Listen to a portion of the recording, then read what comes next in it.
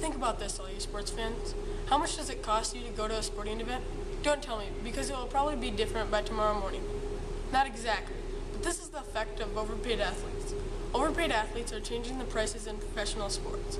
Athletes are being paid extreme amounts even though they are not playing at top notch. This is caused by the neglection of sports commissioners and officials. They're not paying enough attention to the high rise in salaries and in ticket sales. Overpaid athletes are an indirect cause of inflation. It could affect American sports in the future. Well, how about today's athletes? Kobe Bryant is good, right?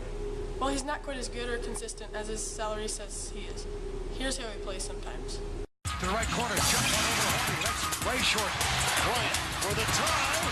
Kobe threw up 3 air balls down the stretch. Utah won by 4. Another air ball.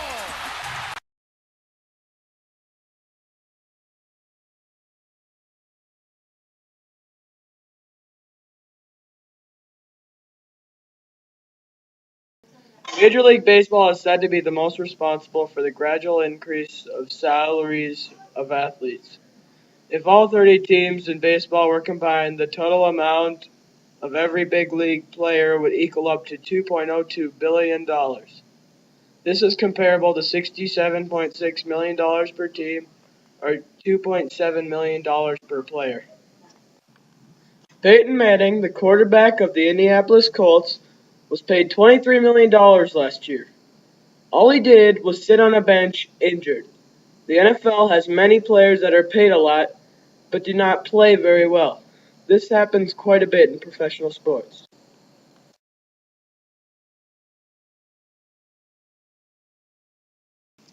Hello, ladies and gentlemen. Welcome to Sports Center. Today's subject, overpaid athletes. As you may know, mostly all MLB, NFL, and NBA players are overpaid. I'm going to start out with some great examples. First of all, Alex Rodriguez, otherwise known as A-Rod. He is the highest paid baseball player with $32 million. That's right, this loser gets $32 million. His batting average is only 253. The Minnesota Twins can do better than that. Okay. Next, Peyton Manning. Famous. He's going to the Broncos. Good for him. He got paid $23 million to sit on a bench last year. $23 million. Bench. Sit. It's not that great. Heck, for $23 million, I'll sit on a bench. Oh, wait, I do. I work for SportsCenter. Okay. Next, Vernon Wells of the Los Angeles Angels. He was paid $23 million. His batting average was horrible at .218. He even admitted he was overpaid. Next and last, Rashard Lewis was paid just over $12,000 a minute and $335,000 a game.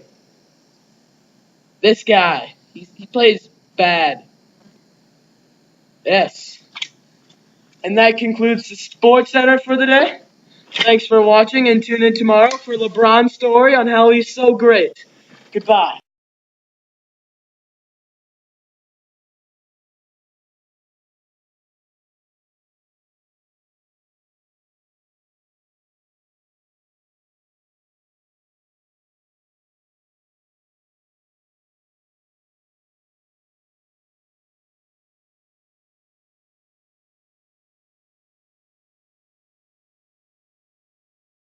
Hey, welcome to Sports Center on ESPN. Today's issue is LeBron James awesome?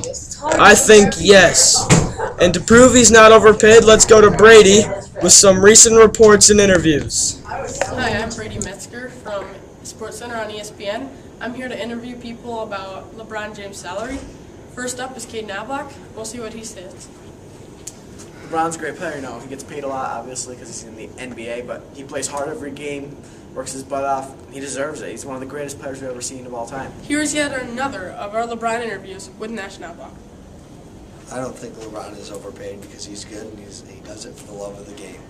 He does not really need the money, but still he donates a lot. Next up on our LeBron interview is Pierre Souffle. Hello. LeBron is truly one of the great players we have ever seen to step on a basketball court. He is so strong and one of the greatest physical specimens we've ever seen. He deserves any money we can Our give last him. interview about LeBron James' salary is with Brady. Let's see what he has to say. I think LeBron James is not overpaid because in his sport, he is probably the best player that they have for Miami Heat because he is amazing.